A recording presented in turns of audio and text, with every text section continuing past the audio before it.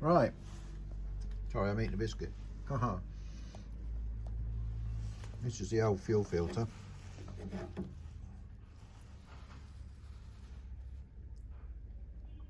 (2011) that was last done. That's pretty terrible, isn't it? Oh well. New one going in. Right, there we go. New U-bend fitted. Correct clamps, and obviously new fuel filter dated 24, so it's actually 25 now. So let's get this back together.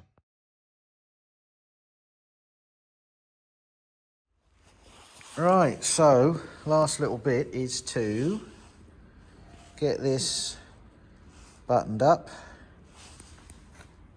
and then that is the front isolated from the back. No pump, happy days.